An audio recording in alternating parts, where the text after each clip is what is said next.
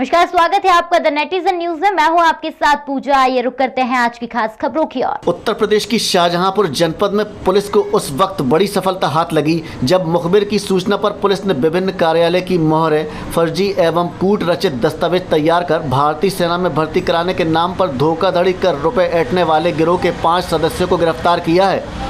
पकड़े गए अभियुक्तों ने पूछताछ में बताया कि जो अभ्यर्थी भारतीय सेना में दौड़, फिजिकल आदि पास कर लेते थे, उनसे शेष भर्ती प्रक्रिया में सफल कराने के नाम पर वे रुपए ऐंठते थे और धोखाधड़ी करके कूट रचित अभिलेख तैयार करके उनको देते थे। यही नहीं, भारतीय सेना में भर्ती हो जाने के बाद उनका थाने से चरित्र प्रमाण पत्र के सत्यापन का भी कार्य करते थे।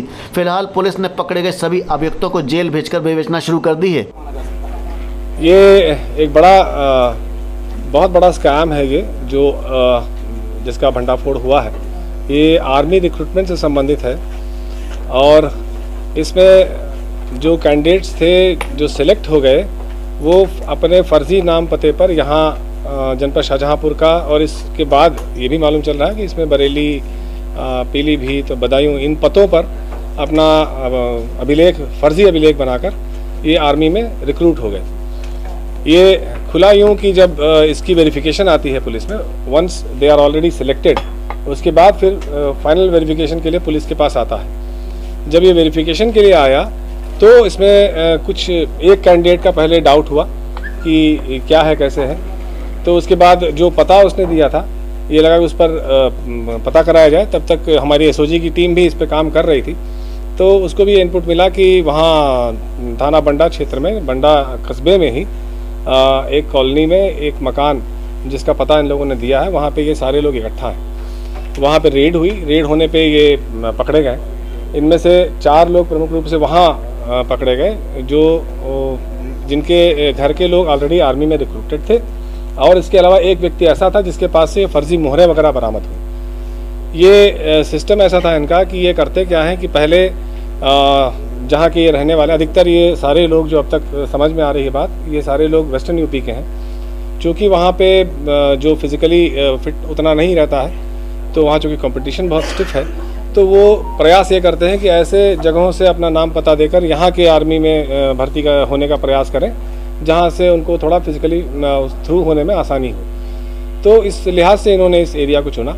इसके बाद फिर ये जब पहले बार फर्स्ट फेज में जब ये जाते हैं तो उस वक्त जो डॉक्यूमेंट वेरिफिकेशन होती है तो उसके सारे मोहर ये फर्जी लगवा लेते हैं। और इसमें एनीवेयर बिटवीन 1 लाख से लेके और 5-6 लाख तक की इनकी वो है। जो कराता था उसका नाम वही सुरेश खेड़ा है जिसने ये चीज़ें कराई, और उसके पास से ये मोहरें बरामद हुई। तो वो पहले ये करा देते हैं। कराने के बाद जब ये सब इनका मेडिकल तक का ठेका उनके पास रहता है कि जब वो थ्रू हो जाता है, ऐसे कैंडिडेट्स वो पहले चूज़ कर लेता है जो वो जानता है कि ये हो जाएंगे।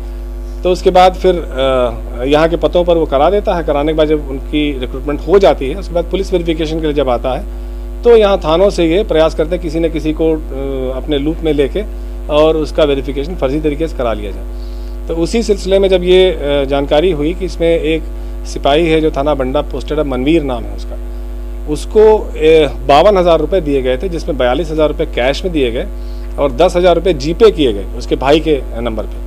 तो उसकी एक डिजिटल एविडेंस मिल गई। इस आधार पे उसकी भी गिरफ्तारी हुई है, उस सिपाही की भी, और उसके खिलाफ करप्शन एक्ट के मुकदमे लिखे गए हैं। और आज उसको बरेली में जो माननीय न्यायालय है उसके समक्ष, सक्षम न्यायालय के समक्ष प्रस्तुत किया जा रहा है। सबसे जो गंभीर बात इसमें यह है कि जब ये चीज़ मालूम चली तो हमारे जो MI के लोग हैं, मिलिट्री इंटेलिजेंस के लोग हैं, उन्होंने भी इसमें बहुत ही महत्वपूर्ण भूमिका इसमें निभाई। उनके द्वारा भी ये सारी चीज़ें देखी गई।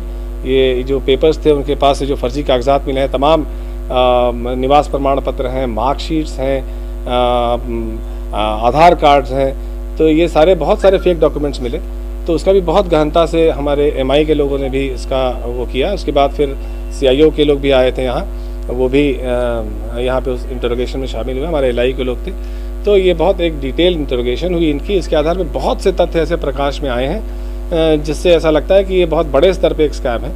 और हम लोग अपने जनपद में 1 जनवरी 2019 से लेकर अब तक जितने भी आर्मी वेरिफिकेशन के कागजात आए हैं उन सब को वेरीफाई करा रहे हैं। और हमारे DIG रेंज साहब ने भी अपने पूरे रेंज में इसको करा रखा है। जब उनको ये सूचना रात में दी गई कि ऐसी ऐसी बात है तो उन्होंने भी आदेश कर दिया है कि अपने पूरे रेंज में जितने भी इस तरह के आर्मी वेरिफिकेशन के कागजात आए हों, जिनका वेरीफाई होकर चले गए हों, तो उस पर पूरी जांच दोबारा करा रहे हैं। और हमें पूरी उम्मीद है कि इसमें और बहुत से ऐसे लोग निकलेंगे जिन्होंने फर्जी अपने नाम पते पर आर्मी में जगह पा ली। कप्तान साहब, आईएसआई का बड़ा नेटवर्क हिंदुस्तान फैलाने की कोशिश कर रहा है, जिसमें खासकर पश्चिमी उत्तर प्रदेश से। तो क्या मानते हैं कि सेना में जो ये घुसपैठ एक तरीके से मानी जाएगी, आईएसआई की हो सकती है इसमें? एग्जैक्टली यही बात आपकी बिल्कुल सही है कि सबसे बड़ा जो डिस्टर्बिंग फैक्ट इसमें ये आ रहा है कि ऐसा तो नहीं है कि कोई ऐसे एंटी नेशनल तत्व हैं जिन्होंने अपने फर्जी नाम पते पर इस तरह से आर्मी में घुसपैठ बनाने की कोशिश की हो।